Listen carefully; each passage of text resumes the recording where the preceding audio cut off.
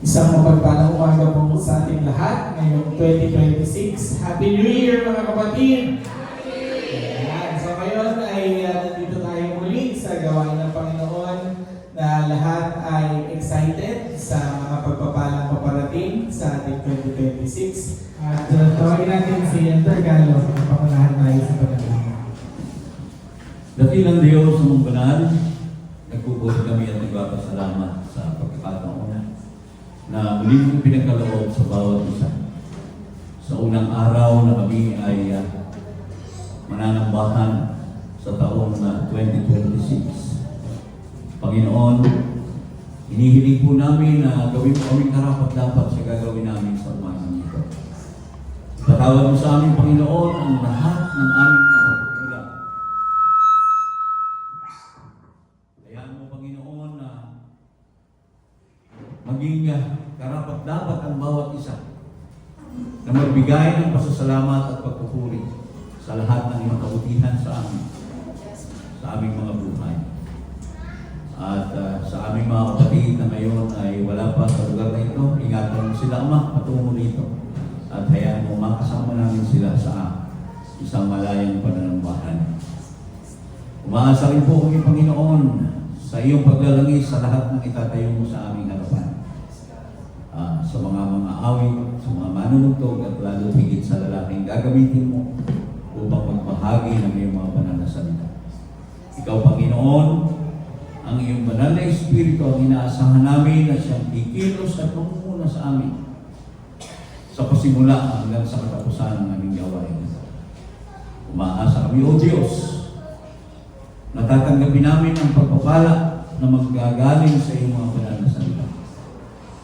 Sa iyo, Panginoon, ang lahat ng papuri, pasasalamat at kalwalhatian. Sa pangalan ng aming Panginoong Jesucristo, in everybody say, Amen.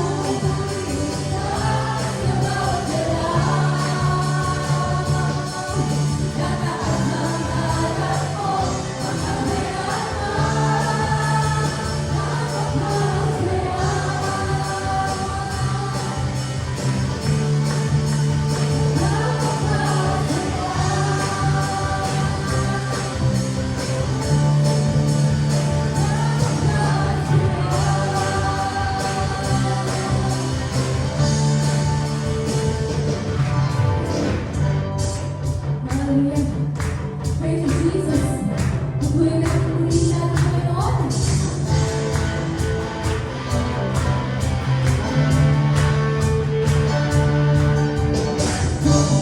Hallelujah.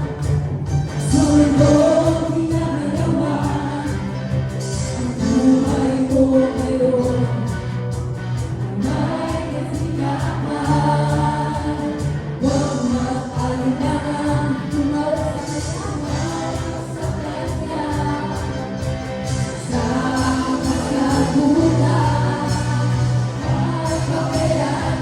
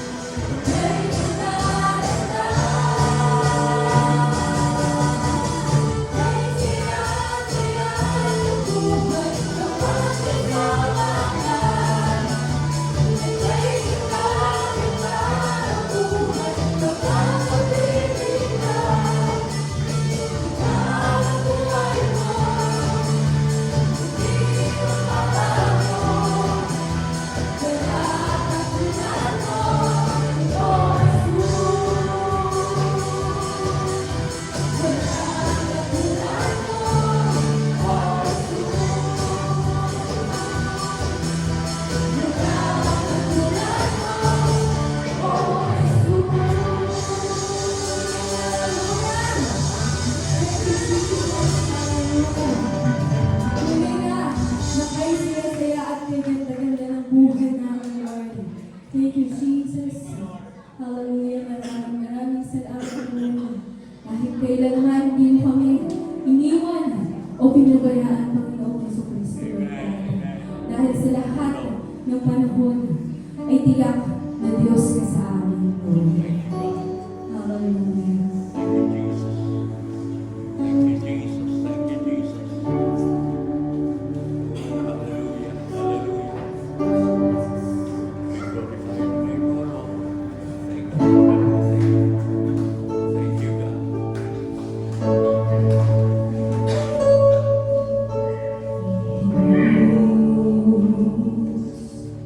Ikaw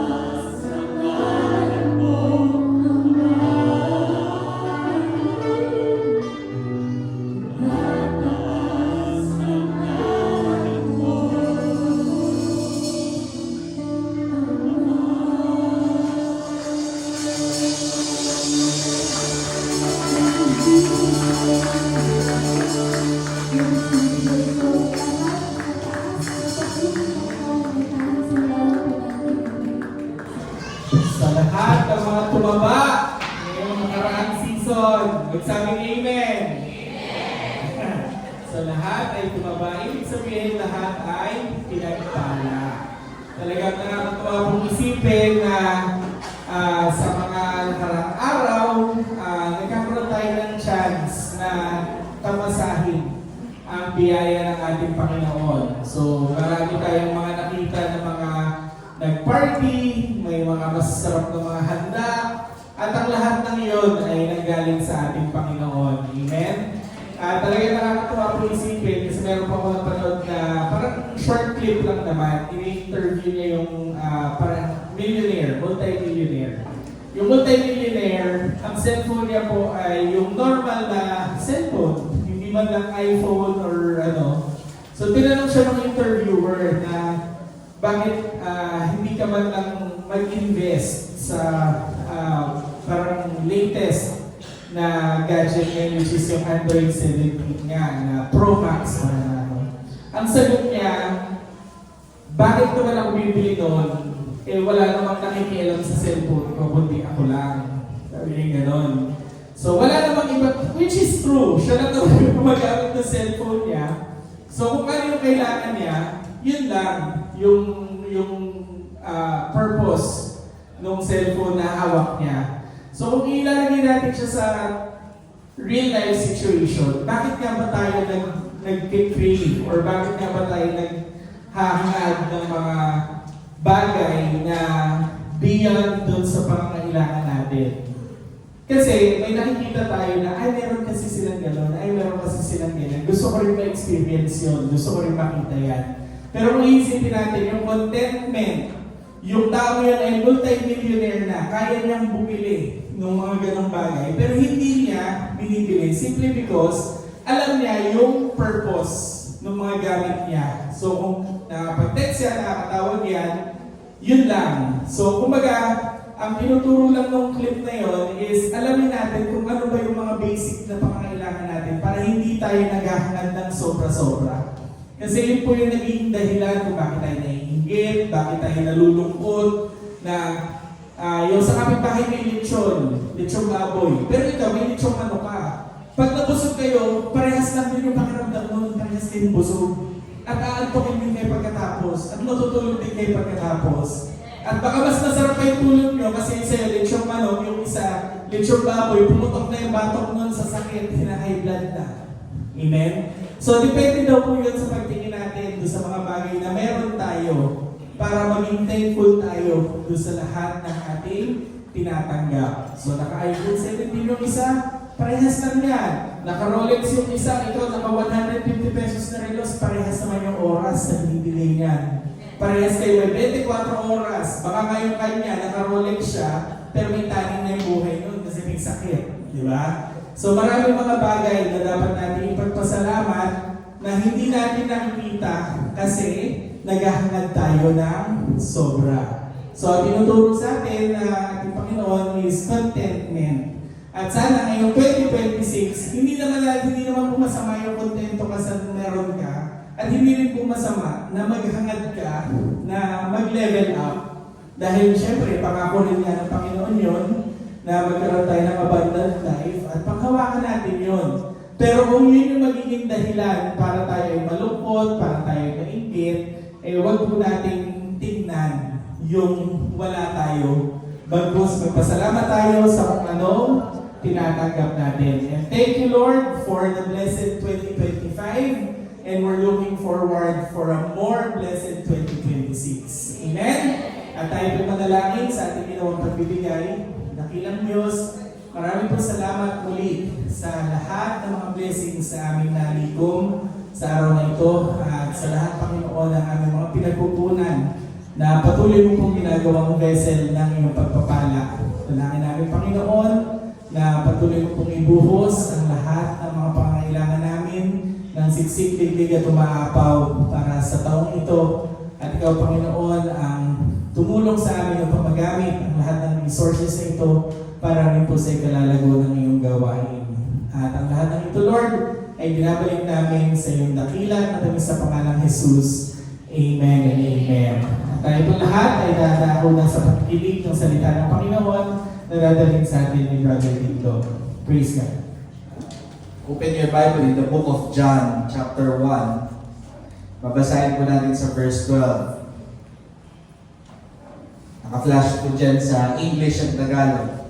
Babasahin po sa English Standard Version. Sabi dito, "But to all who did receive Him, who believed in His name, He gave the right to become children of God."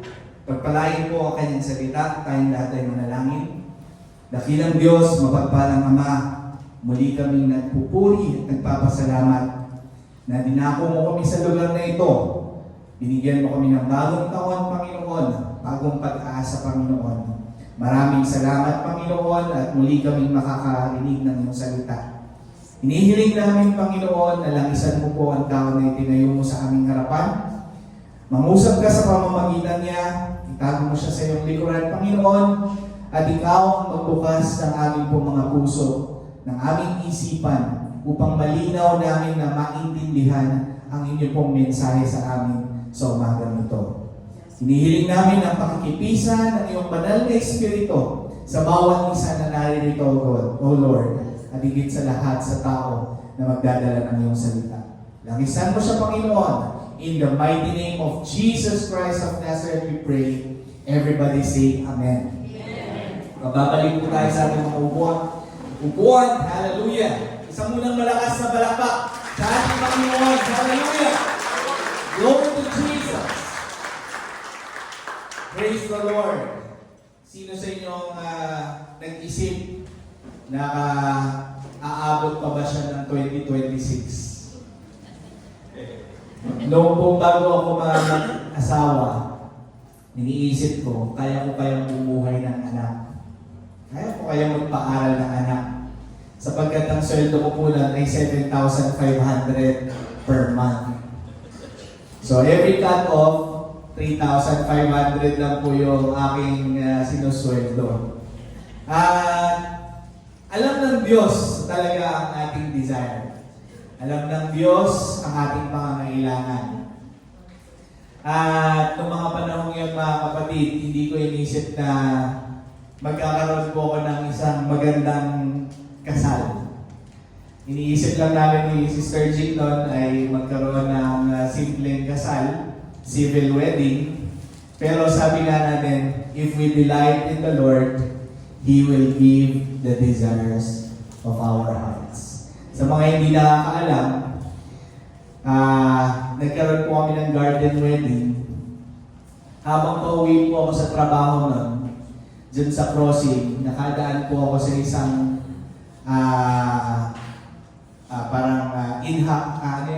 in-house condo show. Ganyan, na nag-invite sila ng mga mamimili. So lumapit po sa akin yung nagbebenta ng condo. Sabi niya, "Sir, baka gusto niyong bumili ng condo." Ang sabi ko, "Ayokong bumili kasi wala akong pambili." Sabi ko, "Pwede ba akong magbenta?" And the rest is history. Inalaw ko nung ahente, naging part-time agent niya ako, at nagbenta ako ng condo. At yun na pagbentahan ko ng condo, yun po yung pinapakasal din namin. Dinagdag namin sa pampakasal namin ni Sister Jean. At kapag nire-reminis ko lahat ng mga bagay na ginawa ng Diyos sa amin, talagang hindi ko po mapigil na purihin ang Diyos. At dumating din po kami sa lowest point of our life, wherein 200 pesos na lang po yung pera namin. At pagkakasyahin namin yung 200 pesos for the next cut-off ng aming sweldo. At nanalangin ako sa Panginoon, "Panginoon, ikaw nang bahala sa akin. Wala na po kaming pera." Pagdating ko ng opisina, inabutan ako ng aking office mate, si Ann Moreno. Nakasama rin po natin siya dito sa ating pananambahan before. At tumanggap siya sa Panginoon. Ngayon ay mas malapit siya sa CCF. So sa CCF siya nag-church. At inabutan niya ng 10,000 pesos. Tinatanong ko, "Ano to?" Sabi niya, "Gamitin mo muna kasi baka magastos ko." Nung inabot niya sa akin, mangiyak-ngiyak ako mga kapatid. At alam ko na yun ay way ng Lord para tayo sustain. Hindi sa pamamagitan ng ating mga sarili, kundi sa biyaya ng ating Diyos sapagkat tayo'y mahal niya. Palakpakan natin ang ating Panginoon. Marami pa. Both miracle po mga kapatid. Titignan ko si Zaya at si Zoe. Parehas po silang premature. Si Zaya lumabas 7 months old. Hindi po siya na-incubator. Kahapon nagpunta kami sa Batangas at nagpatotoo siya doon. Pinapatotoo niya nga na kinukwento namin sa kanya na nung lumabas siya, mas malaki pa yung bote ng Coke. Yung 1.5 na litro ng Coke kesa sa kanya. At talagang very fragile yung itsura niya. Pero hindi siya na-incubator, binigyan siya ng malakas na lungs.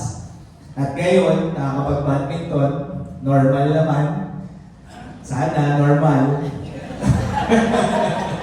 Kung ano namang normal mga kapatid. Diba? Very normal naman po si Ziyari. Joke lang yun na. At ganoon rin si Zoe. So, talagang pag bibilangin ko yung kabutihan ng Diyos, hindi lang sa amin, sa akin, sa ating lahat mga kapatid, everyone will agree that God is really good. God is really good. Kung paano naging mabuti siya sa mga Israelita during the Old Testament, naniniwala ako mga kapatid na yung kabutihan ng Diyos hindi nagbabago. Until 2026 mga kapatid, God is good. At ngayong umaga mga kapatid, hallelujah, this year sa tema na ibinigay sa atin ng ating pastor, Elder Regalo, this year we declare empowerment. Kung makikita natin doon sa ating pong theme for the year, pinost sa ating end last page, ang nakalagay doon, empowered. Amen? Ano ba ibig sabihin ng empowered? Ibig sabihin, binibigyan ka ng kakayanan. Pinapalakas tayo. Ini-equip tayo. Ini-empower tayo. At in order for us, mga kapatid, to be empowered, we have to understand who we are. You have to know and fully understand who you are. Naniniwala kayo mga kapatid that ang Diablo ay napakatuso. At wala siyang ibang gustong gawin kundi lituhin tayo. I-confuse tayo sa ating identity. Can you say amen? And the devil wants us to forget who we are. Because kapag nakalimutan natin kung sino tayo, nandoon papasok ang pag-aalala, nandoon ang pagpasok natin sa mga bagay na magbibigay sa atin ng fulfillment, feeling of acceptance, feeling of belongingness. Kaya nga mga kapatid, kung ating titignan sa sanlibutan, makikita natin yung iba't ibang itsura ng tao trying to belong to someone, to a group, trying to belong to this society.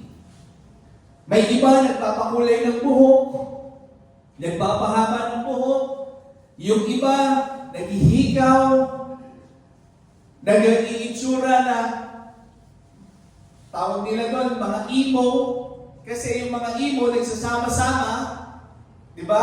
Ang tawag sa kanila emo, para kapag ganoon ang itsura mo at kasama mo sila, you feel that you are part of a group and you are being accepted in a certain group.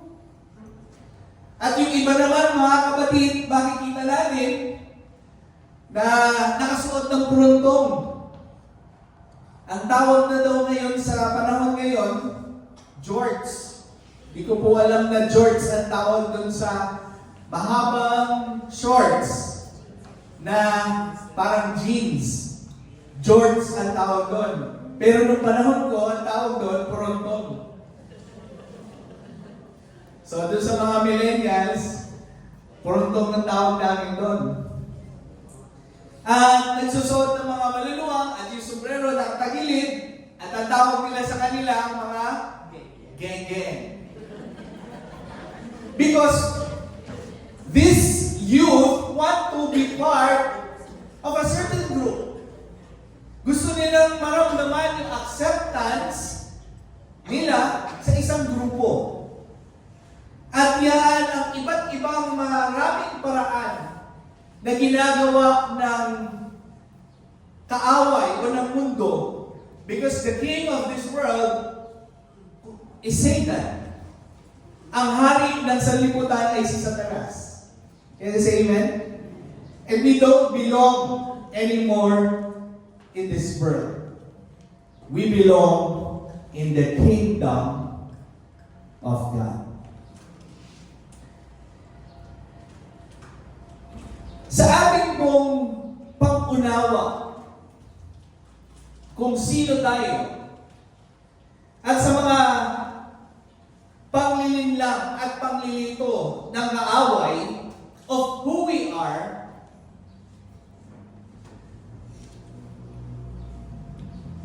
we may live a life that is underneath the provision and the life that God wants us to have because of how we perceive ourselves, how we live our life based on our understanding of our identity.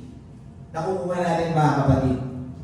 Ang ibig ko sabihin, yung ating pamumuhay na ginagawang nanililang ng kaaway para tayo lituhin sa ating pong tunay na identity, nalilimitahan ang ating buhay dun sa nararapat na buhay na ninanais ng Diyos na tatamasahin natin. Dahil dun sa ating kalituhan sa pagkaunawa natin kung sino tayo bilang tao. Nakukuha natin? So, this morning mga kapatid, I hope that we will understand this 2026, we will fully understand who we are in the sight of God. Who we are in this world. Because if you will not understand who you are in this world, you will feel confused, you will feel insecure, you will feel troubled, you will feel unvalued if you will not fully understand who you are in this world. At sa ating binasa mga kapatid, ang sabi doon, but to all who did receive Him, who believed in His name, He gave the right to become children of God. Lahat ng sumampalataya sa ating Panginoong Jesucristo, tinanggap siya bilang tagapagligtas ng kanyang sariling kaluluwa. Magsabing, praise the Lord! Praise the Lord! Kunti lang ba? I hope everyone says praise the Lord. Naniniwala ako dito mga kapatid that every one of us Tinanggap na natin ang ating Panginoon bilang ating Panginoon at tagapagligtas. We received Him and believed on what Jesus did on the cross. At sapagkat tayong lahat ay naniwala at tinanggap si Kristo, ang sabi, He gave us a right to become sons and daughters of God. Binigyan niya tayo ng right to become children of God. Mga kapatid, kung naiintindihan natin ang salitang right, ano ba sa Tagalog? Ano ba sa Tagalog ng right? Karapatan. Yan. Kung tayo may karapatan bilang mga Pilipino, marami sa atin ipinaglalaban yung ating karapatan. Sapagkat alam natin na ang karapatan na ito ay mahalaga. At ang karapatan na ito ay nagbibigay sa atin ng isang mabuting bagay. Amen? Bilang Pilipino. Ano yung mga karapatan na yan? Karapatan mong makapagsalita, karapatan mong mabuhay, karapatan mong mabigyan ng isang serbisyo mula sa publiko, mula sa gobyerno, bilang isang Pilipino. We fight for the right. Pero mga kapatid, as children of God, sometimes we don't fight for our rights. Sometimes we forget what is the right that we have in the sight of God. Sometimes we don't believe that God gave us the right to become children of God. Bilang mga Kristiyano, mga kapatid, at bilang mga tao, wala pong isa man sa atin ang pwedeng magsabi that the right that was given to us by God is something that we deserve. Naniniwala ba kayo mga kapatid na deserve mo yung right na binigay sa iyo ng Panginoon?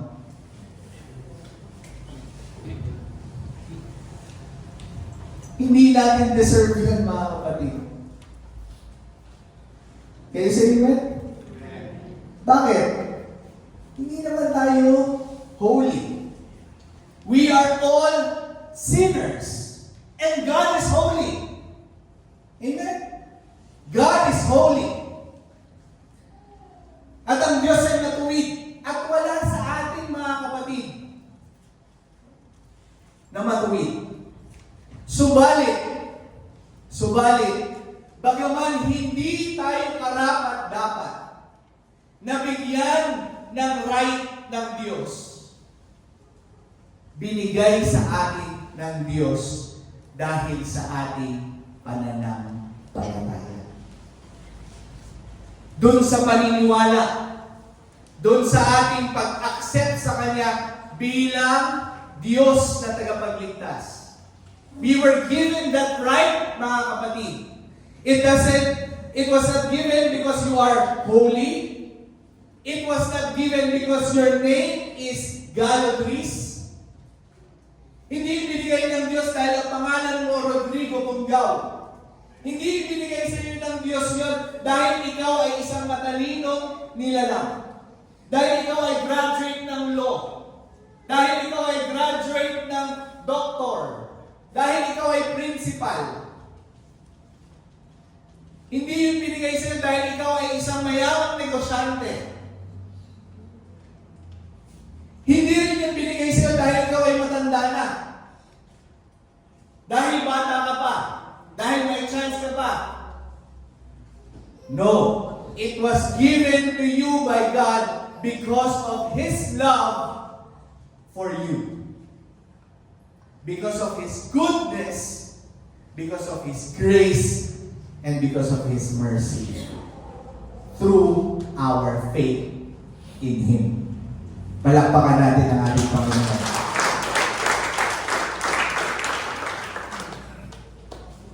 The right was given to you. You did not earn it, mga kapatid. We did not earn it.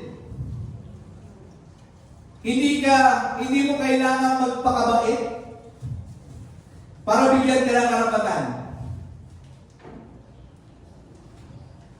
Hindi mo kailangan lumakad ng nakaluhod hanggang dulo ng simbahan, hanggang sa altar para bigyan ka ng karapatan. Hindi mo kailangan pasanin yung krus, maghampas ng kung ano-ano para magkaroon ng karapatan. Binigyan tayo ng karapatan ng Diyos dahil sa ating pananampalataya sa Kanya. Sa ating pananampalataya sa Kanya. And God's right was given to us not because of our reputation. Amen? Ibig sabihin, mga kapatid, kaya mabuti, kaya masama, or kaya marami kang nagawang pagkakamali in the past, kilala ka bilang babaero, kilala ka bilang sugarol, kilala ka bilang sabongero, manginginom, manunugal. Hindi po nakabase doon yung karapatang ibinigay sa iyo ng Diyos. Whatever reputation that you have in the past, and now, even your reputation now, it doesn't matter. What matters, mga kapatid, the right was given to you because of your relationship to Him. Amen? Ano ba yung relasyon na binuo natin sa Panginoon sa pamamagitan ng ating pananampalataya? Before tayo ay hiwalay because of the sin na nasa sa atin. Yung relasyon natin sa Panginoon, sira. But ang sabi ng Panginoon, for God so loved the world that He gave His only begotten Son, that whosoever believes in Him will not perish but have everlasting life. So yung relasyon na yun, mga kapatid, na sira, gumawa ng paraan ng Panginoon para maayos yung relasyon natin sa Kanya. At yun ay sa pamamagitan ng ating Panginoong Hesukristo na siya nating sinampalatayanan. The Gospel of Christ. That Jesus Christ died on the cross, He was buried, and on the third day, He rose again. Yun ang paraan ng ating Panginoon para ayusin yung relasyon natin sa Kanya. At para magkaroon tayo ng relasyon sa Kanya, ang hiningi ng Diyos ay maniwala ka at sampalatayanan mo yung Kanyang ginawang mabuti. At yun yung mabuting balita, the gospel. Amen? So dapat daw unawaan natin, mga kapatid, na yung ating pong pagiging anak ng Diyos, hindi nakabase sa ating reputation, kundi nakabase dun sa binuo nating relasyon sa Diyos dahil sa ating pananampalataya sa Kanya. Because of our faith. Amen? So that reputation, mga kapatid, it doesn't matter. Your education, your family background, your number of likes sa FB, hindi nakabase yung relasyon mo sa Panginoon or yung right na ibinigay sa iyo ng Panginoon na dapat yung FB mo 10,000 followers. Na yung TikTok mo dapat 1 million followers bago ka magkaroon ng karapatan. Dapat yung post mo maraming likes bago ka bigyan ng karapatan. No. Kahit wala kang FB, kahit wala kang TikTok, wala kang IG, the Lord gave you the right to become children of God. Amen? Now, bilang mga Kristiyano, sometimes, sa sobrang taas ng ating pagtingin sa Diyos, na hindi naman po mali, that we give reverence to God. But we need to understand, mga kapatid, that we are no longer living as a slave of God. Hindi niya tayo tinatratong mga alipin. Amen? Naniniwala ba kayo doon, mga kapatid? Kasi pagka tinatrato mo ang relasyon natin sa Diyos ay para sa isang master at alipin, may pagkakaiba iyon kaysa ama at anak. Amen? Open your Bible in the book of Romans, chapter 8, verse 12 to 17. Sabi dyan, kaya nga mga kapatid, mga may utang tayo hindi sa laman upang mabuhay ayon sa laman. Sapagkat kung mga buhay kayo ayon sa laman, ay mga mamatay kayo. Datapwat, kung sa pamamagitan ng Espiritu ay pinapatay ninyo ang mga gawa ng laman, ay mga bubuhay kayo. Sapagkat ang lahat ng mga pinapatnubayan ng Espiritu ng Diyos ay sila ang mga anak ng Diyos.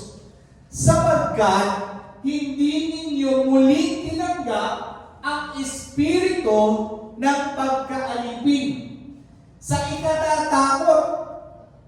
Datapwat tinanggap ninyo ang Espiritu ng pagkukup.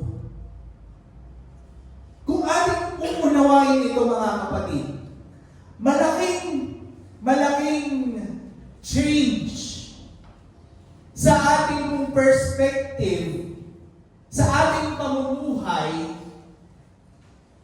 itong bagay na ito. Kung paano natin ipinamumuhay yung ating pong pagiging isang anak ng Diyos. Amen? Marami sa ating mga kapatid, habang tayo ay nabubuhay sa ating pagka-Kristyano, ang tingin natin parang principal at parang boss ang Panginoon. Sa paanong paraan, bakit ganoon? Sapagkat may mga pagkakataon, mga kapatid, na yung ating pong attitude sa paggawa natin, sa pagsunod sa Panginoon, ay puno ng takot in terms of punishment. That if we will not do what the Lord tells us to do, you will be punished. Kagaya ng isang boss na kapag binigyan ka ng instruction ng boss mo at hindi mo sinunod, patay kang bata ka. Pero gusto kong maintindihan natin, mga kapatid, bagaman tayo, mataas ang pagtingin natin sa ating Panginoon at meron siyang ipinagagawa sa atin, tayo ay binigyan ng Espiritu ng Diyos, hindi para tayo matakot. Amen? Kundi para maintindihan natin yung pagkukup ng Diyos na kapag tayo ay sumusunod sa Kanya, tayo ay kinukukup ng ng Diyos para hindi tayo mapahamak. Amen? So malaking pagbabago yung mga kapatid sa pagsunod natin sa Diyos.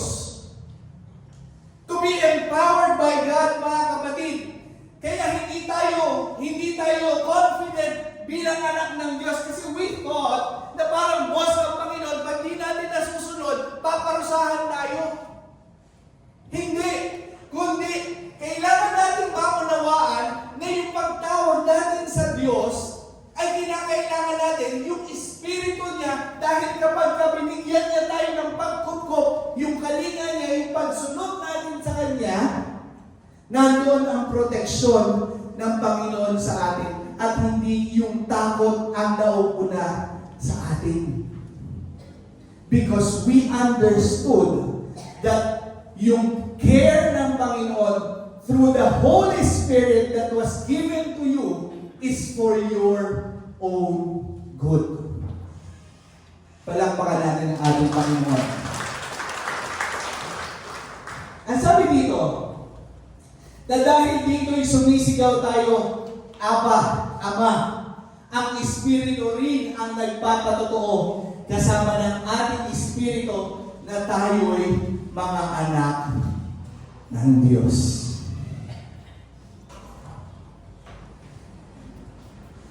Sa isang kumpanya,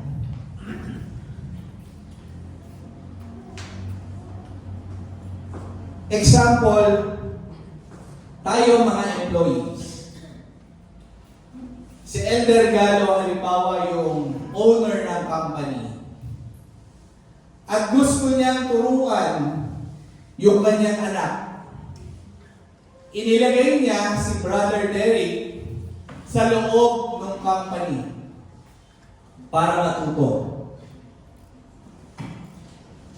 Sa tingin ninyo, kapag nagkakamali si Brother Derek, ano ang pakiramdam ni Brother Derek kumpara sa inyo na hindi anak ng may-ari ng kumpanya? Si Brother Derek takot bang magkamali? Hindi. Dahil kahit anong pagkakamali niya, alam niya, mapapagsabihan lang siya ng may-ari. Pero walang masamang mangyayari sa kanya. Dahil anak siya ng may-ari. Pero yung mga empleyado, kapag nagkamali, anong pakiramdam? Baka masisante. Baka mawala ng trabaho. Sa ganong aspeto, mga kapatid, gusto kong i-differentiate yung pang-unawa natin kung paano tayo nabubuhay bilang anak ng Diyos. Hindi tayo empleyado ng Diyos. We were given the right to become sons and daughters. At bagaman tayo ay patuloy na magkakamali,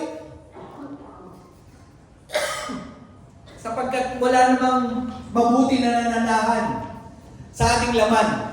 Pero katulad ng isang anak na tumatawag sa kanyang ama, Ama, tulungan mo ako, turuan mo ako, walang takot.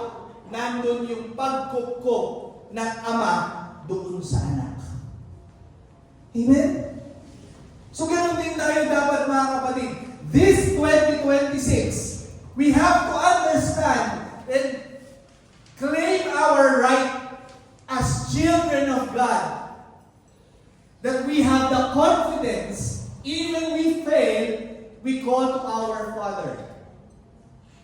Yung Espiritu ng Diyos at yung Espiritu na sa atin ang nagpapatotoo na tayo yung mga anak ng Diyos.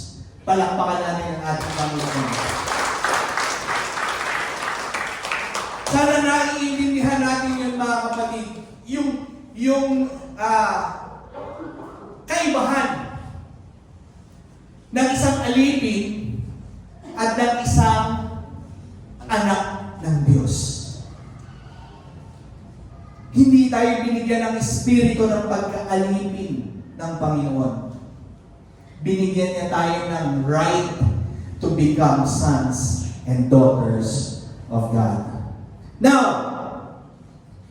even we are sons and daughters,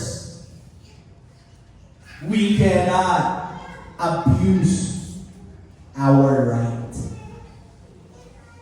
Remember na hindi mo pwedeng abusuhin ang iyong pagiging anak. The grace that God gave us is sufficient for us. But that grace, remember, that grace is freely given.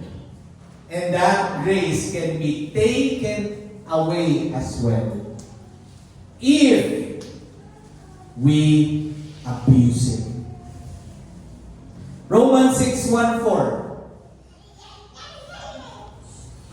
Ano nga ang ating sasabihin? Magpapatuloy ba tayo sa pagkakasala upang ang biyaya ay managana?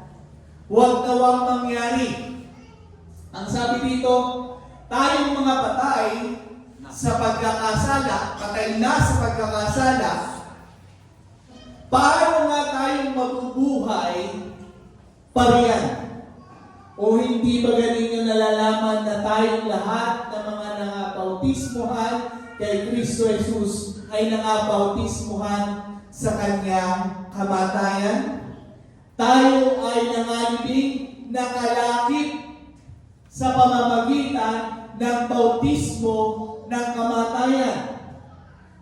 Na kung paanong si Kristo ay nabuhay naman uli sa mga patay sa pamamagitan ng kalwalhatian ng Ama, ay gayon din naman tayo na makalalakad sa panibagong buhay. Sa panibagong buhay. Ibig sabihin, mga kapatid, that grace that was given to us by God, we cannot abuse it. Kaya ang sabi niya, tayo na mga na namatay na sa pagkakasala, mamumuhay pabaga tayo ng patuloy sa pagkakasala, huwag nawang mangyari. Huwag nawang mangyari. Sapagkat kapag tayo ay umabuso doon sa ating pong right, God also has the right to take this away from us. Amen? Ano ibig sabihin? Normal. Sa bahay, may magulang, may anak. May mga pagkakataon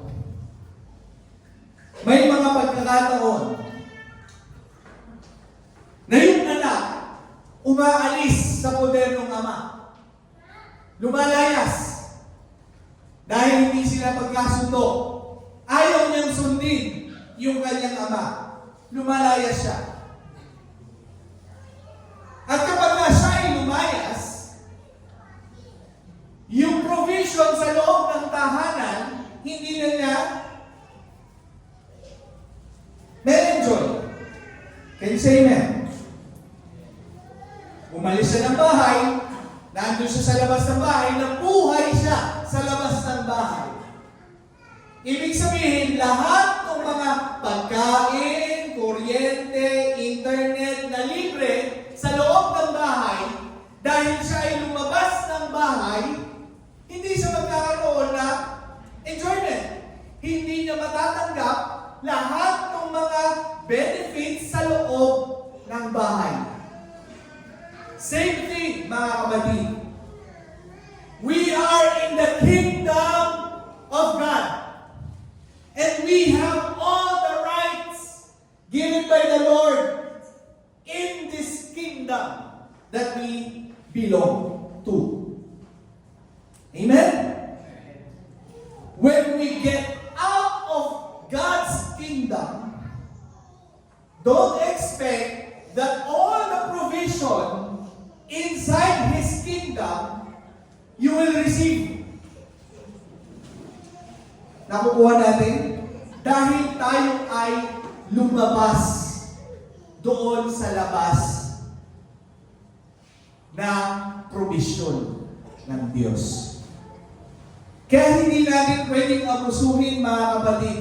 Bagaman ito ay libre, ito ay ibinibigay ng Diyos, we have the right. But if we get out of God's presence, we get out of God's kingdom, we will never enjoy the provision that the Lord is giving inside His kingdom.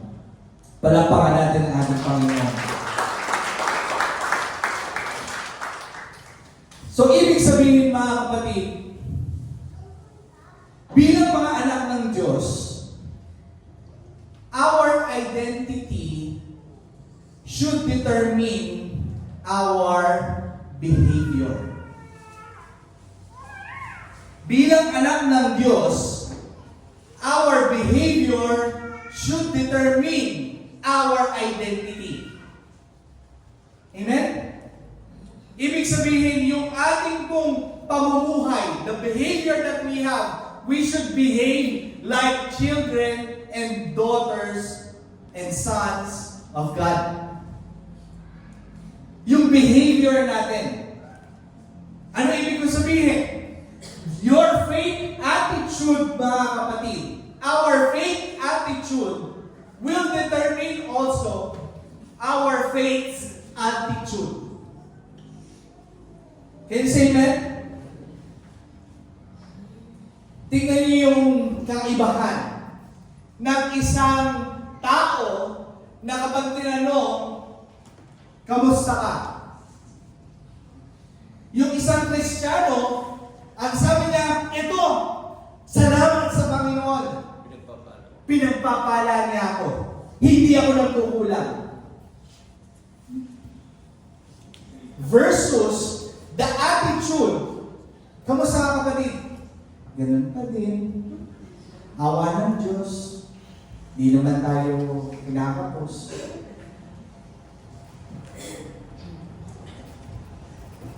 Do you think the faith attitude of the person who is always excited and has the conviction that God is blessing him has the same faith attitude of the person na eto lang, ganun pa din.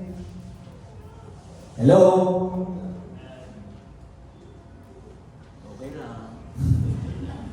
Okay lang, di ba? Kasi hindi niya naiintindihan na siya ay anak ng Diyos. Nakakalimutan niya na siya ay anak ng Diyos.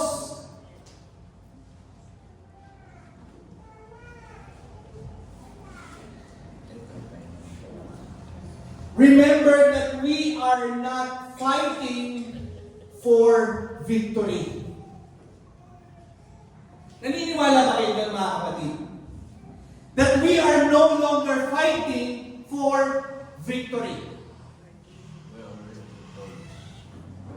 We are fighting from victory. Nakikipagpunyagi tayo sapagkat tayo ay nagtagumpay na. Hindi tayo nakikipagpunyagi para magtagumpay. Nakikipagpunyagi tayo because we are all victorious in Christ. Amen. Because we are sons and daughters of Christ. So hindi na tayo matatakot. Hindi tayo mabubuhay na parang talunan. Kasi alam na natin na tayo ay nagtagumpay na. We have already won. God already won the battle in this world. And if God is with you, who can be against you? Kaya we don't fight for victory. We fight from victory. Yan ang iisipin natin, mga kapatid. Nung tayo ay naging anak na ng Diyos, naging tagumpay na tayo. Naging mananagumpay na tayo Dati tayo nandun sa kadiliman, talunan. Pero nung tayo dinala ng Diyos sa liwanag, nandun na yung tagumpay. Naging mananagumpay ka na. Kaya ikaw ay namumuhay, hindi para magtagumpay. Ikaw ay namumuhay bilang isang tagumpay at nakikipagpunyagi ka lang galing dun sa tagumpay na tinanggap mo na mula sa Panginoon.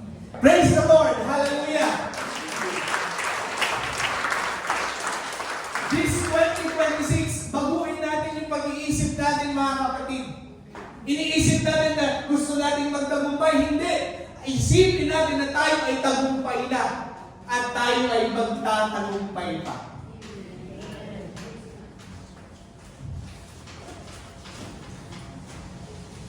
Another behavior, mga kapatid, we don't live holy to be loved by God. We live holy because we are loved by God.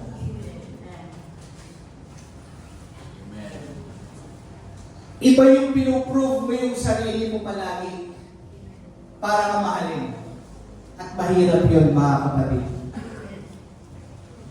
Kung iniisip natin na tayo nagpapakabanal para tayo mahalin ng Diyos, palitan mo yung pag-iisip mo. Minahal ka ng Diyos, kaya magpakabanal ka. Minahal tayo ng Diyos, kaya magpakabanal tayo. Mamuhay tayo ng naaayon sa pag-ibig ng Diyos dahil minahal ka na ng Diyos. Hindi ka magbabago para mahalin ng Diyos. Nagbabago ka dahil minahal na tayo ng Diyos. Yung pag-ibig ng Diyos ngayon ang magbubunsod sa atin para magbago. Yung pasasalamat natin sa Kanya, yung ating gratefulness, yung grateful heart natin, na bagaman tayo ay hindi sapat, hindi tayo karapat-dapat, minahal tayo ng Diyos. Pinatawad tayo ng Diyos. That's why, in return, our behavior determines the identity we have in Him.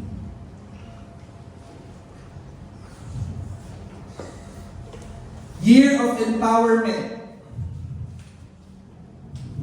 Year of declaration. And year of declaration. Meron akong nabasa or napakinggan sa Facebook. Ang sabi niya, as Christians, which I agree, may punto siya. As Christians, sometimes we are being confused of the term manifesting.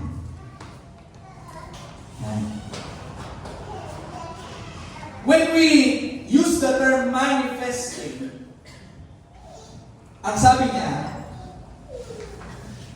you are putting your hope in this world. That's why you are manifesting na dami yung magandang mangyayari sa'yo, na yung universe magkakaroon ng alignment, magpapalain ka, magiging maganda yung trabaho mo, manifesting. But as Christians, mga kapatid, which I agree, we don't manifest because we don't rely on this world. What we do is we declare God's blessing. We declare God's provision. We declare God's promises. We declare God's help. Amen? So declaration ang kailangan natin gawin, hindi i-manifest. Amen? So bilang mga Kristiyano, mga kapatid, sama-sama tayo that we declare will be empowered by God. We will be empowered by God in all aspects. Spiritually, physically, mentally, emotionally, we will be empowered by God. We declare it in the name of Jesus Christ. And to be empowered, mga kapatid, always remember who we are. Always remember who you are. Sabay-sabay natin itong bigkasin, mga kapatid. Napakaganda nitong declaration na ito. Sundan niyo ako, mga kapatid. Ang sabi, I am a child of a king who is not moved by the world. For my God is with me and goes before me. I do not fear, for I am His. Tandaan natin yan, mga kapatid. Kung meron kayong notes, i-memorize nyo yung line na yan. Napakaganda. Tatagalugin ko, ako ay anak ng hari, hindi ako natitinag ng sanlibutan, sapagkat ang aking Diyos ay kasama ko at nauuna sa akin. Hindi ako natatakot dahil ako ay sa Kanya. Praise the Lord. Praise God.